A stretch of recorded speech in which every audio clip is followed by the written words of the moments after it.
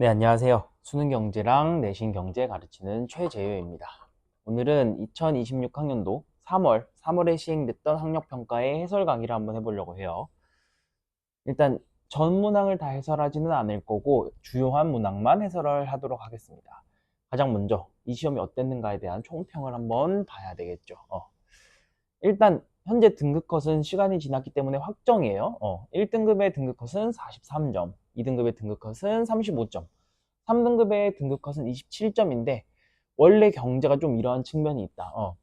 1등급의 등급컷은 수능의 경우는 좀 높게 형성되고 뭐 47에서 46 이런 정도로 형성이 되고 2등급, 3등급으로 갈수록 그 등급컷이 훨씬 더 현저하게 떨어지는 그러한 스타일이 있습니다. 다음으로 특징을 봅시다. 이번 시험의 특징은 좀 3월 학력평가만의 스타일이 드러났다. 그 스타일이 뭐냐? 이런 거예요, 이런 거. 퀴즈나 게임 형태의 자료를 제시해가지고 학생들로 하여금 자료를 해석하는 데 시간이 오래 걸리게끔 한다. 어쩔 수 없는 그러한 스타일이 있습니다. 근데 괜찮게 출제됐어요. 그렇다고 해서 문제 퀄리티가 떨어지거나 전혀 그런 건 아니고 여러분들이 충분히 학습할 만한 그러한 가치가 있다라고 할 수 있겠습니다. 그런데 이런데 시간이 소요된 것을 이러한 어려운 형태의 자료를 처리하는 데 시간이 오래 걸렸던 것과 또 난이도 자체 측면만으로 봤을 때 시간이 조금 부족했을 수도 있겠다라는 생각이 듭니다. 한 번쯤 다시 이 시험지를 볼 만한 가치가 있다. 오늘은 여기 아래 있는 이 주목할 만한 문항들만 빠르게 처리를 하고 마치도록 하겠습니다. 이 문항을 풀 때 어떻게 문제를 풀어야 되는지에 대한 아주 자세한 설명은 하지 않을 거예요. 단 여러분들이 이 시험지를 시험장에서 실제로 봤을 때 어떠한 풀이를 했어야 되는가, 그리고 결국에 경제는 동의어 찾기 싸움이란 말이야. 내가 갖고 있는 여러 가지 정보들을 바탕으로 동의어를 처리하시고 그 다음에 그 동의어를 바탕으로 문제의 단서를 뽑아내는 그런 해결 방법을 쓰게 될 텐데 그것에 좀 더 초점을 맞춰서 설명을 하려고 합니다. 다 같이 한번 봅시다. 주요 문항을 해설하도록 하겠습니다. 가장 먼저 4번이죠, 4번. 4번 문제가 사실은 굉장히 어려운 문제예요. 왜냐? 문제를 같이 풀어보면서 한번 얘기를 해봅시다. 자, 다음 자료에 대한 분석 및 추론으로 옳은 것은 현재 A 박물관은 모든 관람객에게 3만 원의 관람료를 받고 있대. 그렇군요. A 박물관은 성인과 청소년에게 각각 다른 관람료를 받는 가격 차별화 정책을 고려 중인데 우리 그런 것은 수능 경제에 나오지 않으니까 생각하지 마시고 사실은 탄력성에서 나왔던 건데 탄력성 단원이 이제 수능에서 거의 출제가 되지 않음에 따라서 이러한 문제를 내가 탄력성을 바탕으로 해결을 하느냐? 그거는 우리가 옳은 접근 방법이라고 볼 수가 없을 것 같아요. 그렇다면 어떻게 하느냐? 그냥 문제를 읽어 나가시면서 문제를 풀어 나가시면서 내가 주어진 자료를 그냥 바르게 해석하는 것을 배우면 되는 거야. 자, 그러면은 뭐 표 1은 관람료에 따른 관람 수요량에 대한 조사 결과이고, 관람료가 이 금액이면은 뭐 성인은 얼마 오고 청소년은 몇 명 오고 이런 게 있고, 표 2는 관람객의 수에 따른 그 숫자에 따른 박물관의 운영 비용이다. 관람객이 많아지면 많아질수록 관리하는데 비용이 더 드나 보죠. 오케이, 그러면 이제 내가 여기서 뭔가를 뽑아내서 도출을 해낼 수가 있어? 여기서는 바로 뽑아내기가 어렵습니다. 왜? 그 이유를 지금부터 같이 볼 텐데, 야, 뭐 그러면은 판매 수입만 구해서 판매 수입이 극대화되는 거를 생각하면 되는 거 아니야? 라는 생각을 할 수가 있다고. 예를 들어서 성인의 가격 먼저 책정을 해봅시다. 서로 다르게 매길 수 있으니까. 자, 1만 원으로 하면은 700만 원의 판매 수입이 생기고 2만 원으로 책정하면은 600만 원의 판매 수입이 생기고 3만 원으로는 1,500만 원, 1,200만 원이죠. 여기는 1,500만 원, 1,600만 원, 1,500만 원이 생기니까 가장 많이 내가 돈을 벌 수 있는 1,600만 원으로 매기는 게 낫지 않겠냐라고 생각을 하실 수도 있다고. 자, 그럼 여기 1,600만 원으로 매겨봅시다. 자, 그 다음에 여기는 700, 800, 600, 400, 500이니까 여기는 800이네. 이렇게 매겨서 그냥 푼 학생들이 있으실 건데 그렇게 풀면은 사실은 완벽한 풀이라고 할 수가 없어요. 왜냐? 우리 관람객 수가 많아지면은 그에 따른 운영 비용이 더 많아지잖아. 그쵸? 그렇기 때문에 400명과 400명이 왔을 때는 총 800명이 온다고. 그렇다면 내가 조금 돈을 덜 벌더라도 오는 사람의 숫자를 줄여서 내가 더 이득을 볼 수 있느냐 없느냐를 체크를 반드시 하셨어야 된다고. 예를 들어서 이 4만 원으로 매겼는데 내가 생각을 해. 아, 지금은 몇 명이 오고 있어? 800명이 오고 있는데 내가 차라리 청소년한테서 돈을 조금 덜 받고 비용을 줄이는 게 나한테 더 이득이 되지 않을까를 생각을 해볼 수가 있다고. 그냥 판매 수입만 극대화할 때를 한번 봅시다. 판매 수입은 총 얼마가 됩니까? 2,400만 원이 되죠. 2,400. 여기다 노란색으로 적어두겠습니다. 근데 내 운영 비용은 얼마야? 1,800만 원. 하면은 이때 이유는 600만 원이 남고, 파란색 봅시다. 내가 차라리 청소년한테 3만 원의 관람료를 매겨서 600만 원, 1,600만 원, 즉 2,200만 원을 벌어. 그리고 나서 차라리 박물관 운영 비용을 조금 떨어뜨리자고. 차라리 박물관 운영 비용을 조금 떨어뜨려서 나는 600명 이하에 대해서는 1,500만 원만 지불하면 되니까 1,500만 원만 운영 비용을 낼래 하면은 이윤이 얼마가 돼? 700만 원이 되죠. 이것처럼 우리가 그냥 단순히 판매 수입만 조절해서는 정확한 값을 얻을 수가 없다고. 왜? 이윤이라는 것은 뭐야? 이윤은 판매 수입에서 총 비용을 뺀 것이기 때문에 그래요. 다시. 이윤은 총 수입에서 총 비용을 뺀 값이기 때문에 총 수입만 드립다 크게 만든다고 해가지고 내 이윤이 극대화된다는 보장이 없다고요. 오케이? 자, 그래서 판매 수입만 고려하기는 힘들어.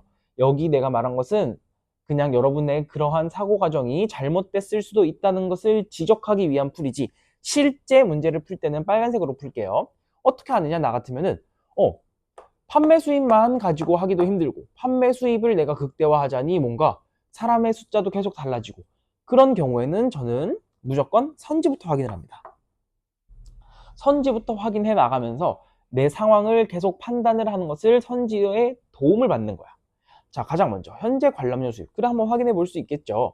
현재는 모두 3만 원을 받고 있다고 했으니까 나의 관람료 수입은 얼마겠습니까? 총 700명이 오니까 1,500만 원이 아니라 2,100만 원이 되겠네요. 아, 그러면 1번 땡. 2번. 모든 관람객에게 2만 원의 관람료를 받으면 어떻게 되겠느냐? 모든 관람객에게 2만 원의 관람료를 받으면 사람이 1,000명이 오겠죠. 현재는 몇 명이 오고 있었어? 700명이. 700명과 1,000명은 모두 다 나의 운영 비용이 1,800만 원이라고. 그렇기 때문에 운영 비용은 증가하지 않습니다. 이렇게 그냥 상황을 하나하나씩 파악을 해보는 거야. 모든 관람객에게 4만 원의 관람료를 받으면 이윤이 증가하냐라고 물었네요. 우리 여기 판매 수입은 지금 구해놨어. 이때 운영 비용 1,800만 원을 빼주면 나의 이윤은 얼마입니까? 300만 원입니다. 300만 원에서 증가 하나 확인해 보자고. 모든 관람객에게 4만 원을 받으면은 500명이 와가지고 나의 판매 수입은 얼마가 됩니까? 2,000만 원이 되고, 그 대신에 500명이 옴으로써 비용이 감소하죠. 1,500만 원의 비용이 발생한다. 이때 나의 이윤은 500만 원이 되겠네. 아, 그러면은 모든 관람객에게 4만 원의 입장료를 받으면은 표 가격을 받으면, 관람료를 받으면 비록 내가 수입은 감소하지만 비용을 훨씬 더 절감할 수 있기 때문에 나는 훨씬 더 이득이라고. 그것을 의미하는 선지가 3번 선지입니다. 자, 4번. 기억을 시행하여, 4번에다 별표를 한번 적읍시다. 기억을 시행하여 청소년의 관람료를 어떻게 만든대? 청소년의 관람료를 1만 원으로 바꾸면, 자, 그러면 여기 헷갈리니까 조금만 지워봅시다. 청소년의 관람료를 1만 원으로 만든대. 그러면은 지금 뭐 여기는 여전히 성인에게는 3만 원을 받는 거겠죠. 이게 관람료 수입을 극대화할 수 있느냐라고 물었어. 이것만 보고 내가 관람료의 수입을 극대화할 수 있는가는 판단하기가 굉장히 어려워요. 왜? 아주 여러 가지 상황이 있잖아. 그냥 단순히 생각해보면, 물론 0은 아니겠지만 1만 원, 1만 원, 1만 원, 2만 원, 1만 원, 3만 원, 1만 원, 4만 원, 1만 원, 5만 원. 5 곱하기 5를 하면 몇 개야? 25개의 경우가 있다고. 그러니까 이거를 일일이 확인해서 이게 극대화되는지 아닌지를 내가 모두 판단하는 것은 거의 불가능에 가까워요. 불가능에 가까워. 그렇다면 내가 쓸 수 있는 방법이 뭐냐? 이게 지금 다시 천천히 한번 들어보세요. 이게 만약에 관람료 수입을 극대화한다고 쳐보자고. 이게 만약에 나의 관람료 수익을 극대화하는 관람료 가격이야. 그러면은 현재 이 3만 원, 1만 원 조합보다 수입을 더 벌면서 비용은 더 절감시키는 방법이 있으면 돼, 안 돼? 안 되죠. 다시 내가 3만 원, 1만 원을 책정했어. 근데 이것보다 돈은 더 벌면서 비용은 조금 덜 들일 수 있는 방법이 존재하면은 반드시 그 방법은 3,1보다 무조건 더 나은 개선된 방법일 거 아니야. 이윤이 당연히 더 높겠죠. 그것을 활용하자고, 그것을. 자, 이게 만약에 최적의 조합이라고 가정을 하자. 극대화되는 조합이라고 가정을 하자. 만약 그렇다면은 내가 청소년에게 1만 원 더 받으면은 나의 판매 수입은 100만 원 증가하네? 그쵸? 자, 이와 동시에 여기 3만 원 받던 거를 4만 원으로 바꾸면은 네, 판매 수입은 1,500에서 1,600으로 100만 원 증가하네? 그쵸? 근데 1,200명의 상대로 1,800만 원의 비용을 내고 있었어. 800명으로 바꾸면 얼마의 비용을 내면 되겠습니까? 800명을 바꾸면 여전히 1,800만 원의 비용을 내면 되겠지. 비용은 똑같은 상태로 내가 조금의 더 큰 판매 수입을 얻을 수 있는 방안이 있다는 소리는 이 3,1이라는 게 가장 최적의 방법이라는 것을 의미하는 거예요? 그게 아니지. 이것보다 더 나은 방법이 있다는 것을 의미를 한다고. 그렇게 생각해서 4번 선지를 지우시면 되겠습니다. 자, 마지막 5번 선지 한번 확인해 봅시다. 기억을 시행하여 성인의 관람료는 4만 원. 4만 원으로 바꾸시고 그 다음에 청소년의 관람료를 2만 원으로 바꾸시면은 자, 2 곱하기 400 하면은 800, 1600. 총 수입은 2,400만 원이 되고 거기서 800명이 왔으므로 비용만 빼주시면 되겠죠. 1,800을 빼면은 이유는 몇백만 원이겠습니까? 600만 원이 되겠다. 오케이. 이렇게 해서 4번을 마무리하겠습니다. 4번이 조금 어렵죠. 약간의 추론도 들어가고, 논리적인 생각도 들어가고 하기 때문에 어렵지만 이러한 문제를 풀 때 가장 좋은 방법은 뭐냐? 처음에 상황 판단이 안 되면은 선지의 도움을 받으세요. 선지의 도움을. 다음 문제로 가보겠습니다. 10번. 10번도 뭐 레벨업기에 뭐 게임이 나오고 해가지고 불편하지만 이것도 조금의 논리적인 생각만 들어가면은 생각보다 쉽게 해결을 할 수 있습니다. 문제는 한번 같이 읽어봅시다. 나는 갑국의 지도자입니다. 갑국은 이제 내 손 안에 있어요. 레벨업 기회를 활용하여 을국가의 교육을 통해서 지금 뭐가 목표야? XJ 30개와 YJ 40개를 확보하는 것이 목표야. 그럼 나 혼자서 30, 40을 못 만드니까 이러한 목표가 있는 거겠죠. 양국 모두 노동시간 120시간으로 XJ, YJ만을 생산하고 노동만을 생산 요소로 사용하여 직선인 생산 가능 곡선상에서 생산하고 특화하여 만약에 생산 조건에 따라서 서로 특화하면은 비교 우위를 갖는 재화에 특화하여 양국 모두 이익이 발생하는 경우에만 교육한다. 자, 양국 모두 이익이 발생하는 경우에만 교육한다는 게 뭐랑 동의어죠? 이것은 양국가의 교역 조건이 어땠다는 소리야? 교역 조건이 바로 기울기 사이에 있다는 뜻입니다.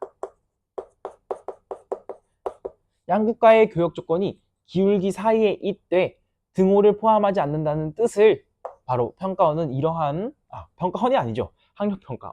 평가원도 똑같은 말을 쓰니까 평가원이 이러한 말을 제시한다라는 거죠. 자, 그 다음에 레벨업 기회를 어떻게 쓸 것이냐.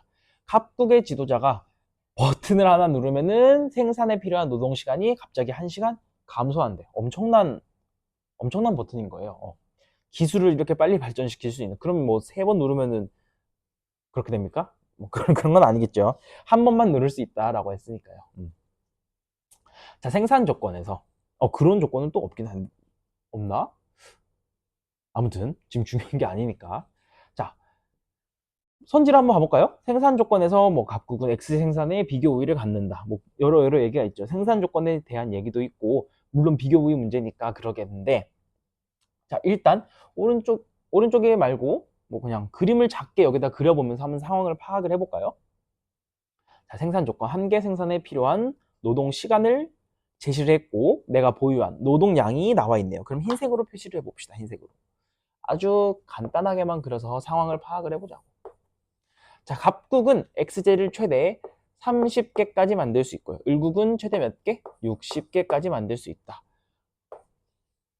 그 다음에 y제는 둘 다 60개까지 만들 수 있네요. 그러면 갑국의 생산 가능 곡선은 이렇게 생겼을 것이고 을국의 생산 가능 곡선은 이렇게 생겼을 것이네. 역시 예상한 대로 혼자 30,40은 생산하지 못하네요. 을국만 있어도 혼자 생산을 하지 못하네. 자, 이런 상황에서 일단 뭐 판단이 안 되니까 선지를 또 도움을 받아봅시다. 선지의 도움을. 자, 1번 생산 조건에서 갑국은 y제 생산의 비교 우위를 갖죠. 그렇기 때문에 갑국은 지금 y제를 생산함으로써 을국과 교역하며 내가 더 많이 y제를 받아와야 되는 거야. 자, x제 생산의 비교 우위를 갖지 않습니다. y제 생산의 비교 우위를 갖습니다. x제와 y제의 교환 비율이 3대 1이라면 을국은 갑국과 교역을 할 것이냐라고 물어봤어요. 3대 1이면 을국은 지금 어때? 을국은 x제를 최대한 덜 줄수록 이득이야. 왜? x제를 특화했으니까. 내가 갖고 있는 걸 덜 뺏기면서 최대한 많이 받아올수록 이득이라고. 근데 x제를 3개나 달래. 나는 원래 x제 하나로 y제 하나 만들 수 있는 사람인데 적어도 3대 3은 돼야지 응하겠죠. 근데 양국 모두 이익이 발생하는 조건이니까 기울기 사이에 있어야 하고 등호를 포함하지 않으므로 심지어 3대 3이라도 교역을 하지 않는다고. 그래서 이것은 땡입니다. 오히려 갑국이 더 이득이겠죠. 야, 이거 하나 주고 이거 3개 받아오면은 양아치죠. 그렇기 때문에 2번은 갑국이 응할 것이다. 3번 x제를 누르면은 이 숫자가 몇로 바뀐다는 뜻이야? 3으로 바뀐다는 뜻이죠. x제 생산에 절대 우위를 갖는다. x제 생산에 절대 우위를 가질 수 있는지를 봅시다. 3이 되는 순간 나의 최대 생산 가능량이 몇 개로 바뀌겠습니까? 40개로 바뀌겠죠. 그러면은 여전히 최대의 생산 가능량이 노동 시간이 동일한 상태에서 최대 생산 가능량이 더 작기 때문에 이때는 절대 우위를 여전히 갖지 못합니다. 4번 y제를 누르면 갑국의 x제 생산 1개 생산의 기회비용이 감소하냐 했는데 지금은 x제 하나 포기함으로써 y제 몇 개 만들 수 있어? y제 2개 만들 수 있죠. 근데 y제에 대한 버튼을 누르면 여기가 1로 바뀜으로써 어떻게 돼? 120개 만들 수 있게 바뀌는 거예요. 120개 만들 수 있게. 그러면은 내가 x제 하나를 포기할 때 y제 몇 개를 못 만들게 되는 셈이야? 오히려 4개를 못 만들게 되는 셈이 되죠. 그렇기 때문에 기회비용은 감소하지 않고 증가하게 되겠습니다. 자, 5번의 별표를 치시고 5번이 조금 재밌어요. 이 게임의 목표를 달성하려면은 x제가 아닌 y제를 눌러야 된다라고 했어요. 그럼 우리는 2가지를 확인을 하셔야 되는 거지. 첫 번째, x제를 누르면 실제 게임 목표를 달성할 수 없는가? 두 번째, 내가 y제를 눌러서 게임의 목표를 달성을 할 수 있는가? 2가지를 체크를 하셔야 돼. 물론 정답이겠죠. 1, 2, 3, 4가 다 틀렸으니까. 첫 번째, 내가 x제를 누른다고 치자고. 그러면은 이렇게 빨간색 곡선으로 내 생산 가능 곡선이 변경되는데, 자, 이때 나의 지금 특화제가 변경이 됩니까? 특화제는 바뀌지 않지. 특화제가 바뀌지 않는데 내가 특화하지 않는 제와의 생산 가능량을 늘리는 게 의미가 있어? 아무런 의미가 없죠. 왜? 어차피 나는 y제 60개를 생산한다는 사실에 전혀 변함이 없으니까. 그러니까 x제를 누른다고 해서 이 게임의 목표가 달성될 수 없다는 것은 확인이 됐습니다. 두 번째, 내가 y제를 누르면은 내 생산 가능 곡선이 이렇게 노란색으로 바뀌게 되는 거겠죠. 여기는 120이 되겠고. 자, 이때 갑국은 여전히 y제를 특화할 것이고 을국은 x제를 특화할 것이다. 이때 내가 게임의 목표를 달성할 수 있느냐? 있겠네요. 1대 1보다만 좀 더 을국한테 도움이 되게끔 교육을 하면 돼. 1대 1보다 아주 조금 차이 나게끔 교육을 한다 해봅시다. 예를 들어서 갑국은 어차피 1대 1이면 이득이니까 을국은 x제를 최대한 덜 뺏겨야 되는 거죠. y제를 조금만 더 주면 되겠네. 1대 뭐 1.00001이 된다고 해도 을국은 교역에 찬성을 하시는 거야, 지금. 그런 상태에서 갑국이 YJ 40개만 확보하면 되니까 YJ 그냥 80개를 줘버리자고. YJ 80개를 줘버리면은 을국은 뭐 있는 대로 다 줘야 되겠네. 60개를 다 줘야 되겠네요. 당연히 XJ 30개와 YJ 40개를 확보를 할 수가 있겠죠. 그렇게 해서 푸는 게 바로 이 10번 문제였다. 1, 2, 3, 4가 틀렸기 때문에 5번 선지를 조금 더 부담 없이 볼 수 있었다라는 장점이 있었습니다. 그런데 그 문제 자체는 이렇게 두 가지씩 확인을 해야 되고 문제 자체의 난이도는 생각보다 높았다라고 생각을 하시면 되겠습니다. 자, 다음 문제 볼까요? 11번. 11번은 현장에서도 얘기를 들었었는데 그 배치 현장에서 이것은 맨 처음에 자료를 해석하기가 조금 헷갈렸다고 하더라고. 내용 자체가 어려운 게 아니라 자료를 해석하기가. 자료 해석에 좀 더 초점을 맞춰 봅시다. 자, 원화를 달러화와 엔화로 환전하여 미국 주식 A와 일본 주식 B에 투자하였는데 어째서인지 원화 평가 수익률과 달러화 평가 수익률이 서로 동일하지 않다. 그것은 환율이 변화했기 때문이겠죠. 그리고 그냥 이것만 제시를 했어. 이러고 환율이 어떻게 됐는지를 우리 보고 추론을 하라고 하네. 자, A 먼저 봅시다. A만 파악하면은 B야 뭐 방향이 반대라고 생각을 하시면은 좀 더 평가하기가 쉽겠죠. 자, A의 상황을 보는 거야.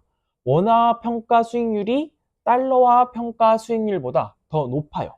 근데 이런 식으로 그냥 내가 머릿속에서 이게 더 높고 이게 더 낮고 라고 생각을 하면은 훨씬 헷갈린단 말이야. 그러지 말고 우리 이런 경우에는 항상 상황 판단이 안 될 때는 극단적으로 생각합시다. 극단적으로.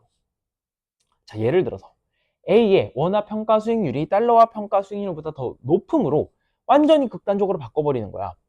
A가 여기 있다고 생각을 합시다. 원화 평가 수익률은 몇 퍼센트였냐? 뭐 1000%였다고 할까요? 좋은 거죠.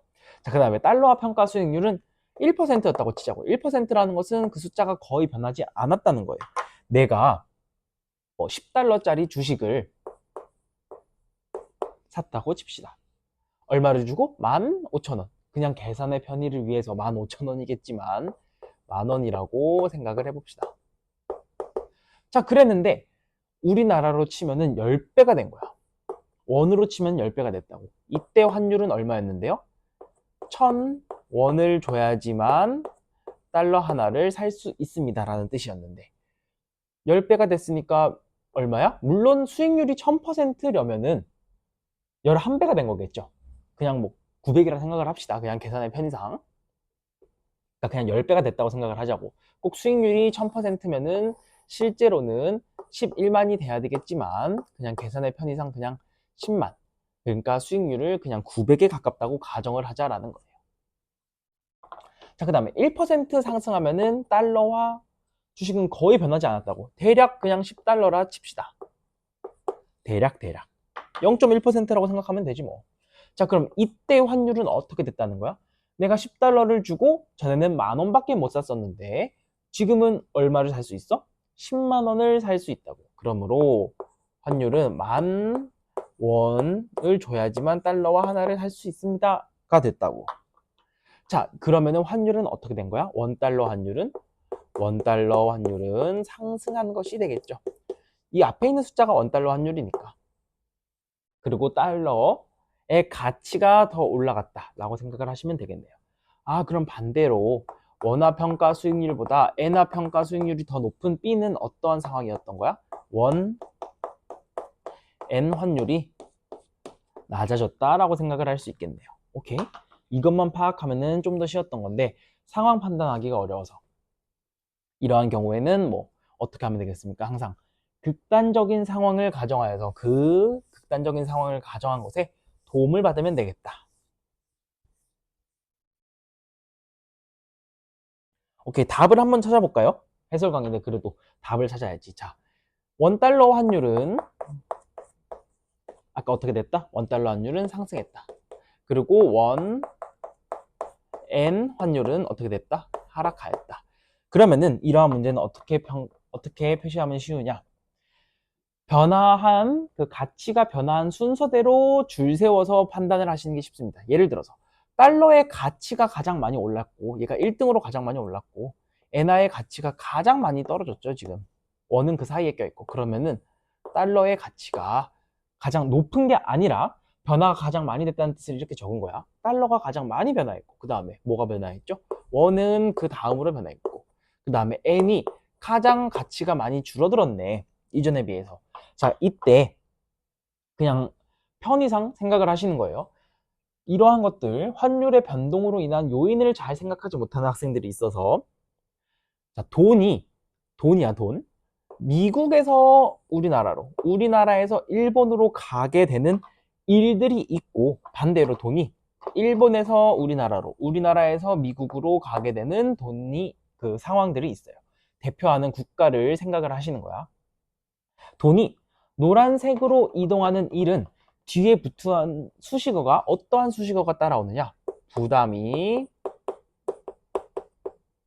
감소한다. 혹은 뭐 증가한다. 이러한 수식어가 붙습니다. 반대로 돈이 여기서 이쪽으로 가는 일은 부담이 높아진다. 혹은 감소한다. 라는 부정적인 수식어가 붙어. 진짜 그런가 한번 봅시다. 자, 현재 여기까지는 우리가 미리 파악을 해둔 거야. 환율 문제는 저는 전부 다 이렇게 그림을 그려놓고 시작합니다. 물론 아래 거는 나는 다 외워놨으니까 적지 않지. 요것은 반드시 적어두고 가치 변화만 적어두고 생각을 합니다. 자, 우리나라 관광객의 일본 여행 나왔지? 우리나라 관광객이 일본으로 여행 가면은 돈이 어디서 어디로 이동하는 거야? 우리나라 사람이 일본에 가서 돈 쓴다고. 노란색이죠. 부담이 감소한다라는 서술어가 나왔지. 그러면은 그냥 동그라미 치시면 된다고. 기계적으로 푸시는 거예요. 자, 미국 시장에서 한국 수출품의 가격 경쟁력은 높아졌다. 이거는 한번 정리를 하고 갑시다. 이거는 돈이 이동하지 않는 것 같아요. 이것도 사실 돈이 다 이동하는 거예요. 자, 동의어가 있습니다. 수출이 증가한다. 랑 동의어가 뭐냐? 수출품의 가경이라고만 적을게요. 가격 경쟁력이 상승한다. 또 동의어가 뭐냐? 수출품의 표시 가격. 그냥 이거는 가격이라고만 적을게요. 가격이 하락한다. 이거 세 개가 전부 다 동의어예요. 그러면은 미국 시장에서 한국이 수출을 잘하느냐, 수출 증가하느냐, 그 말은 수출이라는 것이 증가니까 돈이 미국에서 한국으로 이동하는 일이느냐를 물어보는 거예요. 한국이 미국 시장에 수출하면은 미국으로부터 수출 대금을 받아야지. 그렇기 때문에 돈은 노란색에 해당하고 그것은 수출이 증가하느냐랑 물어본 거랑 똑같기 때문에 맞다고 처리하시면 됩니다. 디귿, 한국 기업의 달러화 표시 외채 상환. 한국 기업이 달러화로 표시된 외채를 상환하는 거. 그것은 한국이 미국한테 돈을 줘야 된다고. 한국이 미국한테 돈 주는 일은 빨간색. 부담이 어떻게 돼야 됩니까? 증가해야 되지. 리을, 일본에 수출하는 한국산 상품의 외나 표시 가격은 하락하였다. 일본에 수출하는 한국산 상품의 외나 표시 가격이 하락. 그 말은 수출이 잘 되냐라고 물어보는 거예요. 자, 일본에 수출하면은 돈은 어디서 어디로 옵니까? 여기서 여기로 오지. 일본에서 우리나라로 수출 대금을 줘야 되죠. 이 일은 줄어든다고, 잘 일어나지 않는다고. 그렇기 때문에 상승으로 바꾸시면 되겠죠. 그래서 답은 1번으로 체크를 하시면 되겠습니다. 자료를 확인하기가 어려워가지고 여기 있는 풀이 방법은 그냥 쉽게 쓸 수 있는데, 자, 그리고 그 수출에 관련한 동의어 3가지를 좀 정리를 해 두시면 좋아요. 17번 봅시다. 그림은 각국의 연도별 전년 대비 물가 상승률과 경제 상승률을 나타낸다. 자, 이러한 문제는 어떻게 해결하시면 되느냐? 어떻게 해결하느냐? 보통 문제에서 2가지 정보를 줘요. 물가와 뭐 아니면은 실질 GDP나 혹은 명목 GDP. 우리가 이러한 문제에서 찾아야 되는 게 늘 3가지죠. 실질 GDP와 일단 명목 GDP와 실질 GDP를 찾으셔야 되고, 그 다음에 물가 상승률 혹은 물가 수준까지 찾으시면 된다. 이 3가지를 구할 수 있는 단서를, 현재는 경제 성장률이 실질 GDP 증가율이기 때문에 실질 GDP에 대한 단서와 물가 수준은 GDP 디플레이터로 측정하니까 요 2가지에 대한 정보를 줬다고 생각을 할 수가 있겠네요. 이걸 바탕으로 그냥 명목 GDP를 찾으시면 되는 문제야. 자, 그러면은 하나하나 다 계산을 하기보다는 이런 문제는 그냥 선지를 하나하나 체크를 해 가시면서 모든 정보를 처음부터 다 구하지 않아도 괜찮다. 그리고 구할 수 있는 데까지 그냥 구하다가 못 구하겠으면 다시 선지를 봐도 되고 조금 유동적으로 풀 수 있는 문제예요. 1번 각국의 화폐 가치는, 화폐 가치는 뭐랑 동의어냐? 동의어라기보단 반대죠. 뭐랑 반대야? 물가랑 반대야. 즉 물가가 지속적으로 상승했냐라고 물어보는 거예요. 물가가 지속적으로 상승하였냐? 물가는 지속적으로 상승하지 않았어요. 네모를 보면 알 수 있죠. 그렇기 때문에 땡. T 플러스 1년에 명목 GDP 증가율이 20%냐라고 물어봤네요. 자, 경제가 4% 성장했으므로 실질 GDP는 전에 비해서 뭐 전이 100A라고 치자면은 지금은 얼마가 됐다는 거야? 104A가 됐다는 거야. 근데 물가가 5% 올라서 물가 수준이 105. 왜냐? 기준연도의 물가 수준은 반드시 100이기 때문에 105가 되었다는 것은 명목 GDP가 대체 어땠길래 그렇다는 거야? 명목 GDP가 대략 109.5A가 됐다.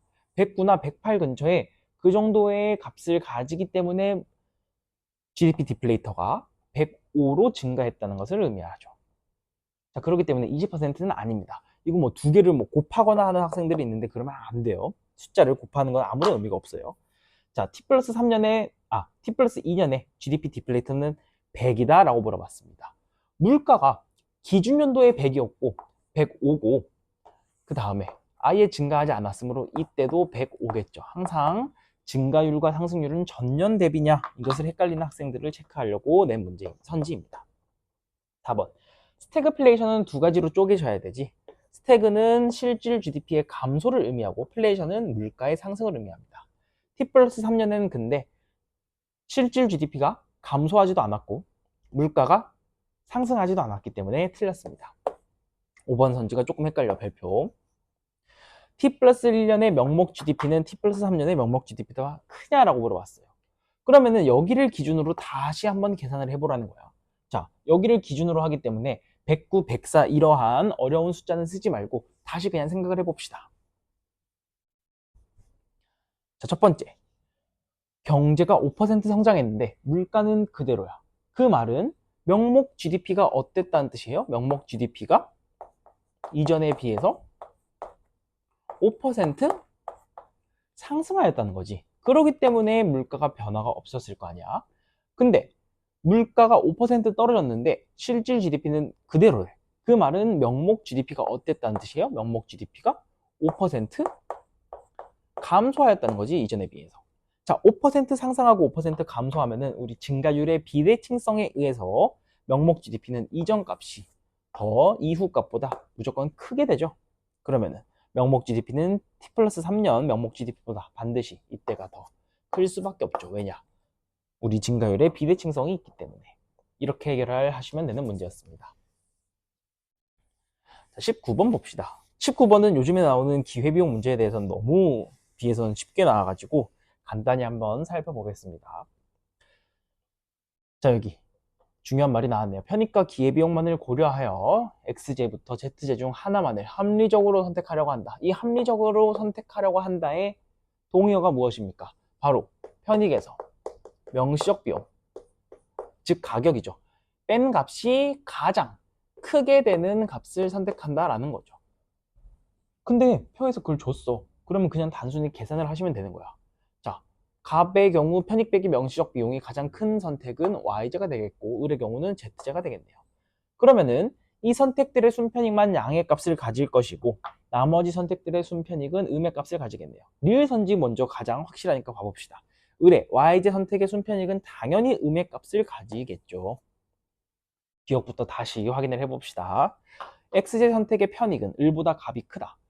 이거 어떻게 알아요? 여기 있네. 갑과 을은 동일한 재화를 같은 가격으로 구입한다. 그랬는데 가격이 똑같은데 편익 빼기 가격이 차이가 났다는 것은 을이 이것을 선택할 때 X제를 선택할 때 편익이 더 컸다는 것을 의미하죠. 그렇기 때문에 을보다 갑이 큰 게 아니라 갑보다 을이 더 큽니다. 니은 X제 선택의 기회비용은 뭐랑 동의어죠? 기회비용은 명시적 비용 더하기 암묵적 비용이다. 자, 근데 X제 선택의 명시적 비용은 동일하죠. 왜? 같은 가격으로 구입한다라고 했으니까. 그럼 암묵적 비용만 보면 되겠는데 암묵적 비용은 다른 선택들의 XJ를 제외한 다른 선택들의 편익 빼기 명시적 비용 중 가장 큰 값을 의미한다고. 그러면은 둘 다 10,000원으로 똑같네. 그러므로 XJ 선택의 기회비용은 동일할 것임을 알 수 있고, 디귿. XJ 선택의 암묵적 비용은 값과 을이 같다. ZJ 선택의 암묵적 비용. 자, ZJ 선택의 암묵적 비용은 나머지들 중에서 가장 큰 거. 값은 10,000원, 을은 8,000원으로 둘이 같지 않네요. 이렇게 그냥 기회비용의 정의만을 활용해서 푸는 간단한 문제였습니다. 마지막 20번 문제 봅시다. 20번 문제가 조금 어려워요. 어려운데 잘못 풀 수 있어서 한번 같이 확인을 해보도록 하겠습니다. 특히 생산자 잉여를 여러분이 다룰 때 너무 두려워하기 때문에 생산자 잉여를 어떻게 하면 좀 더 간단하게 해결할 수 있는지를 생각을 해보도록 합시다. 자, 무역 문제가 나왔네요. 옆에다가 그냥 그래프를 간단하게 그려둡시다. 이러한 그래프를 그냥 그려두면 되겠죠. 국제 가격 10달러에 XJ를 수입을 하고 있다. 10달러. 이렇게 되겠네요. 자, 그 다음에 국내 생산자 잉여를 증가시키기 위해 정책 가나 중 하나의 시행을 고려를 하고 있다. 그렇군요. 가나와 중에 하나를. 그리고 관세 부과 금액에 따른 수입량과 국내 생산자 잉여를 나타낸다라고 했어요. 자, 첫 번째, 관세 부과 금액. 일단 이거부터 뭔가 수요 곡선과 공급 곡선을 파악을 하고 가자고. 관세 부과 금액이 0달러라는 것은 10달러에서 수입량이 80만 개였다는 것을 의미한다. 요 점과 요 점의 차이가. 이것은 국내 생산량을 의미하고 이 점은 국내 소비량을 의미합니다. 이 점의 차이가 약 80만, 약이 아니죠. 그냥 80만 개였다는 것을 의미하고. 자, 이때 국내 생산자 잉여가 50만 달러라고 했는데 이거 가지고 우리 알 수 있는 정보가 있어? 아무것도 없어요. 만약에 원점을 지나는 생산자의 공급 곡선을 그려본다면은 그렇다면 이 점이 얼마가 돼야 돼? 삼각형의 넓이가 50만 달러였다는 거니까 요게 10만 개가 되었어야 된다는 거죠.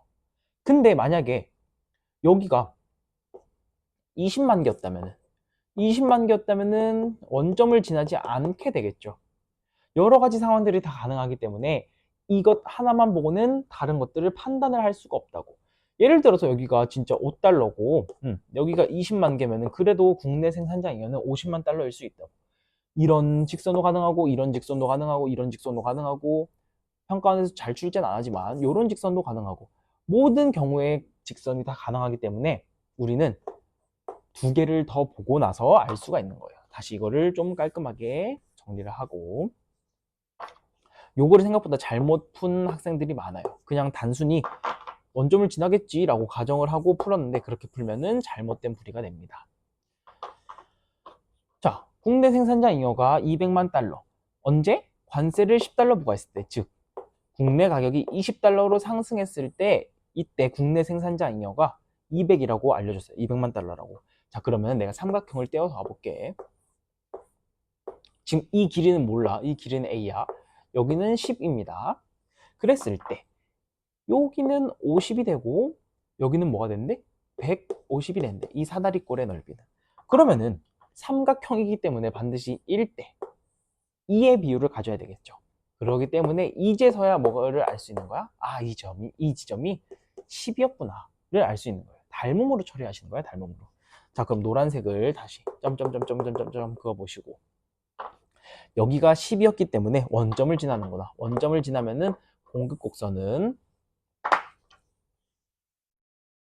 어떻게 되겠어? 공급 곡선은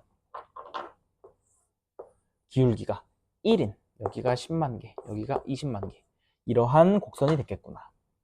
자, 이때 수입량을 알기 때문에 뭐 여기 그냥 간단하게 비율이 조금 안 맞지만 표시를 해봅시다. 여기는 60만 개가 수입되었으니까 80일 것이고 아래는 80만 개가 수입되었으니까 여기는 90이 되겠네요.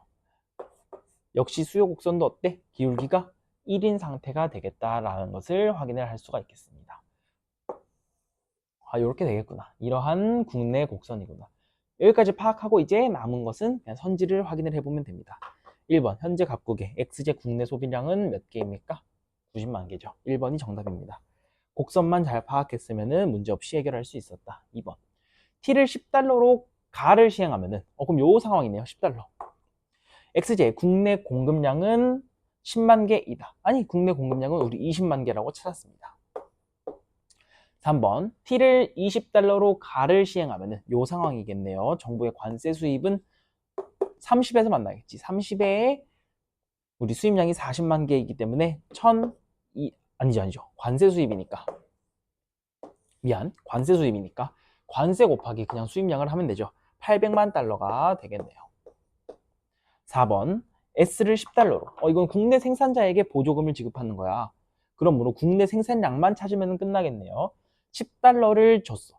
현재 관세가 없기 때문에 노란색의 국내 가격에서 거래가 되는 상태에서 보조금을 10달러 지급해서 이러한 S 프라임 곡선을 새로 만들었다고 칩시다. 이때 수입량은 몇 개가 되냐? 10만 개 감소하기 때문에 70만 개가 되겠습니다. 마지막 선지. S를 20달러로 나를 시행하면 어떻게 되겠느냐? S를 20달러로 나를 시행하면은 각국 정부의 보조금 총액은 내가 우리 국내 생산자가 30만 개까지 생산을 하기 때문에 30만 개에 대해서 보조금 20달러씩 줘야 되니까 총액은 600만 달러가 되겠네요. 이렇게 해서 푸시면 되겠습니다. 여기까지 하고 우리 3월은 간단히 맞춰보도록 하겠습니다. 3월의 문제가 그렇게 쉽지 않았어요. 3월 치고. 그런 것도 있고, 만약에 근데 수능에서 이 정도의 시험 난이도가 나온다면은 아마 1컷은 거의 48 아니면 50이지 않을까라고 생각을 합니다. 3월이기 때문에 아직 학생들이 많이 생각을 잘 못한 상태이고 학습량이 조금 떨어지는 상태이기 때문에 이러한 결과가 나왔다라고 생각을 하시면 되겠습니다.